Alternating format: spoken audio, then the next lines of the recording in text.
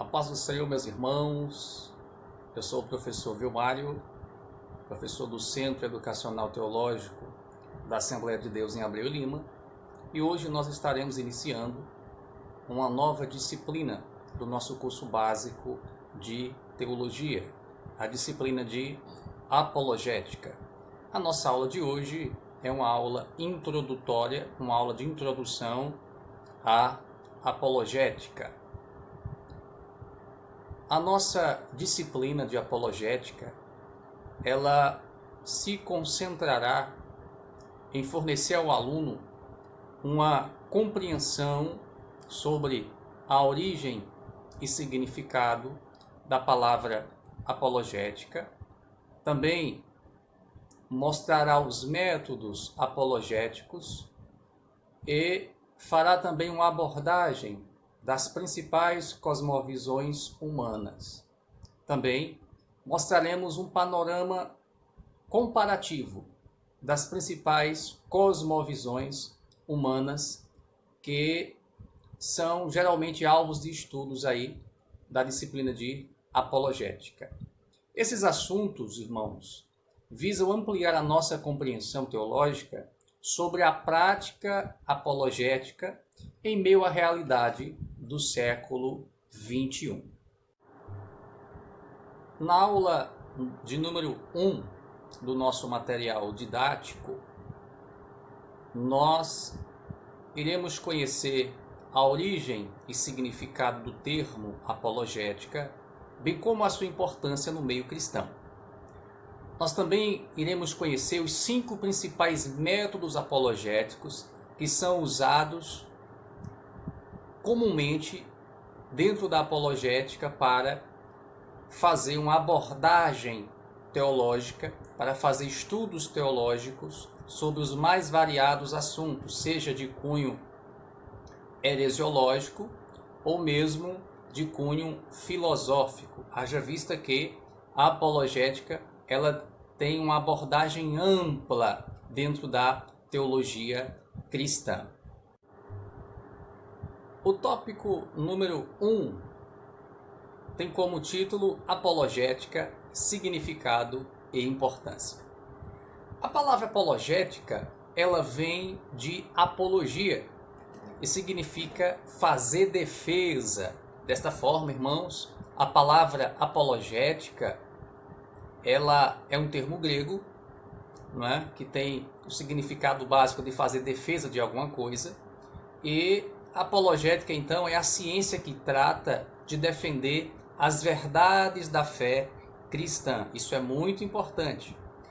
No mundo que nós vivemos, nós temos visto vários desafios que várias vertentes, sejam elas religiosas ou filosóficas, que estão corriqueiramente sendo obstáculos até mesmo para a difusão do Evangelho, ou até mesmo ajudando a, infelizmente, a até corromper a fé dos cristãos. E a apologética funciona como se fosse uma peneira para que nós possamos filtrar, para que nós possamos peneirar aquilo que é útil e aquilo que não é útil, aquilo que edifica e aquilo que não edifica, sobretudo aquilo que é contra os princípios ensinados na palavra de Deus.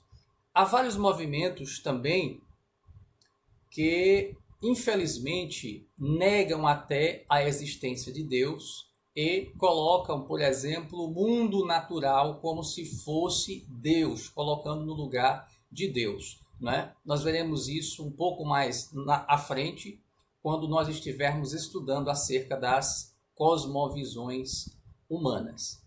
A importância da apologética cristã consiste no fato de ela nos preparar para que nós possamos defender os princípios ensinados nas Sagradas Escrituras. Nós, cristãos, não podemos abrir mão dos princípios que as Escrituras ensinam. E a apologética, ela vai instrumentalizar você, vai instrumentalizar cada aluno não é? Com os recursos necessários para que nós possamos fazer uma defesa firme e bem acurada dos princípios ensinados nas Sagradas Escrituras. No tópico 2 da nossa aula de número 1, nós temos o seguinte assunto: os métodos de apologética. Há pelo menos 5 métodos principais que são usados na apologética cristã para fazer a defesa da fé cristã baseada nas Escrituras. Que métodos são esses? Nós temos o primeiro método, o método clássico. Nós temos o método pressuposicional. Nós temos o método evidencional ou evidencialista, como alguns falam. Nós temos o método de caso cumulativo e nós temos o método epistemológico reformado. São esses os 5 principais métodos estudados em apologéticas, né? Que são, na verdade, meios de se fazer apologética. O primeiro método, o método clássico, ele tem esse nome porque era o método usado pelos primeiros apologistas nos primeiros séculos do cristianismo, né? Por isso tem o nome método clássico. O método clássico formula argumentos em favor da existência de Deus, utilizando elementos comprobatórios, certo? Por esse método, a defesa da existência de Deus ou de alguma outra doutrina fundamental da Bíblia, ela parte não apenas de um argumento lógico, mas ela vai, sobretudo, com base em um elemento que comprove o argumento, certo? Isso aí é o que nós chamamos de método clássico.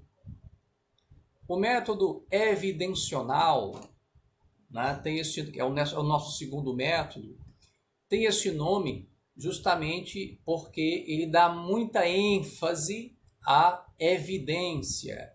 A evidência é o meio empregado no método evidencional para sustentar as verdades fundamentais da palavra de Deus. No método evidencional, as evidências podem ser de pelo menos 5 tipos. Pode ser a evidência lógica, pode ser a evidência histórica, a evidência arqueológica, a evidência empírica. A evidência empírica é aquela que vai pela observação e experiências vividas de uma pessoa. E também a evidência científica, né? A evidência científica diz respeito a experimentos que comprovam ou explicam um fenômeno. É isso que se quer dizer por evidência científica. O nosso terceiro método é o método de caso cumulativo. No método de caso cumulativo, se faz uma tese argumentativa baseada em informações de vários tipos, com o propósito de explicar uma verdade cristã. Então, veja só, só o nome cumulativo já dá para ter uma noção que é alguma coisa que acumula, né? Ou que se acumula. Então, por esse método, junta-se várias informações das mais diversas áreas, principalmente áreas científicas e até mesmo filosóficas, para consubstanciar ou explicar uma verdade cristã. Exemplos de temas estudados nesse método de caso cumulativo são, por exemplo, qual a natureza do universo? O universo é finito ou infinito? A experiência religiosa é uma realidade? Então, esses, por exemplo, são temas estudados aí pelo método do caso cumulativo. O nosso quarto método é o método pressuposicional. Nesse método, se pressupõe uma verdade, não é? Se formula uma tese e, a partir disso, é que se constrói os argumentos em favor dessa tese.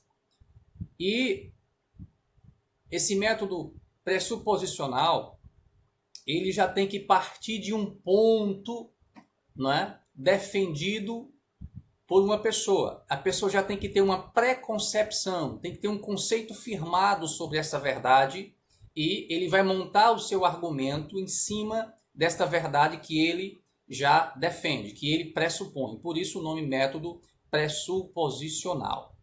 Só um exemplo, do ponto de vista cristão, apologético cristão, para que nós possamos defender a existência de Deus, eu preciso crer, como cristão, que Deus existe. Então, toda a base do meu argumento vai ser, né, já pressupondo a ideia de que Deus existe, certo? Então, isso aí é um exemplo do método pressuposicional. O método epistemológico reformado é o nosso último método aí, o quinto método.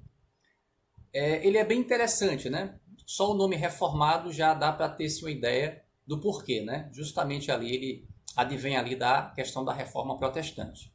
No método epistemológico reformado, afirma-se que qualquer pessoa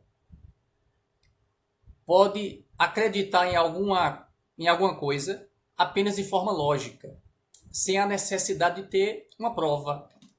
Nesse método, defende-se que a crença em Deus não necessita do suporte de provas para torná-la racional e crível.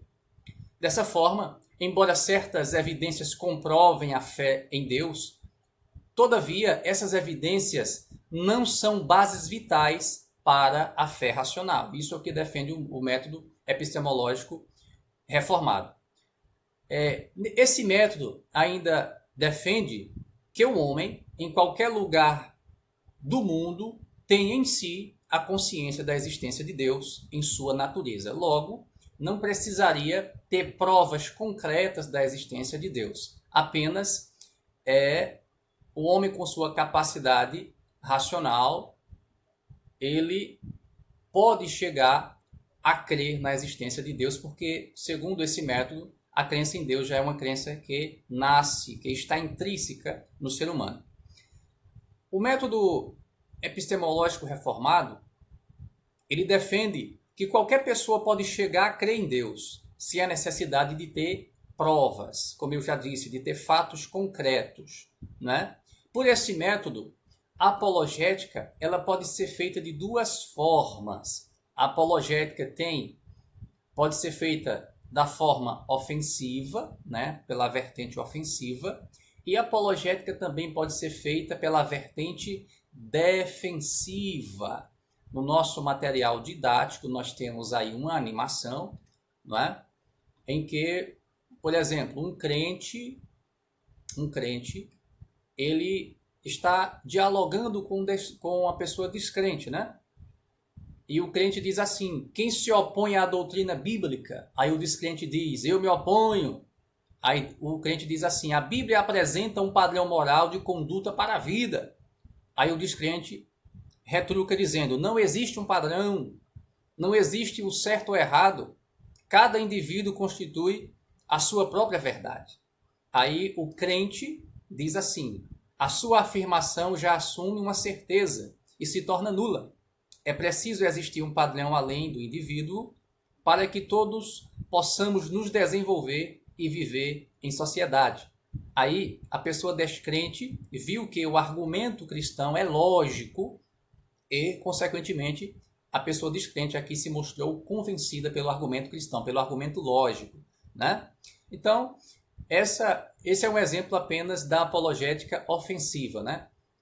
A apologética defensiva, ela parte de quando nós fazemos uma defesa da fé cristã face a um ataque ou a indagações de pessoas não crentes, de pessoas não cristãs. No nosso material didático tem aí um segundo exemplo de apologética defensiva, onde um descrente diz assim: se Deus existe, por que existe o mal? Aliás, esse é um tema muito presente ainda na nossa sociedade do século XXI, né? Deus não é amor, por que existe o mal? Né? É uma indagação muito presente ainda. Aí a crente diz assim: Deus e o mal podem coexistir em um mesmo universo. Ainda mais ao analisarmos o mal como a ausência de Deus. E por ele ser o próprio amor, ele nos deixa livre para nos aproximarmos ou nos distanciarmos dele. Veja que o argumento aí da crente, ela é bem lógico, não é? E consequentemente deu uma travada aí no argumento da pessoa descrente, na indagação da pessoa descrente aí, que ela querendo colocar a culpa do mal em Deus, certo? Então, nós chegamos aí ao final da nossa primeira aula a respeito de apologética, né? Nós vimos aí os principais métodos ensinados ou praticados na apologética e vimos lá no primeiro tópico a origem e a importância da palavra apologética. Que Deus te abençoe, continue estudando e até a próxima aula.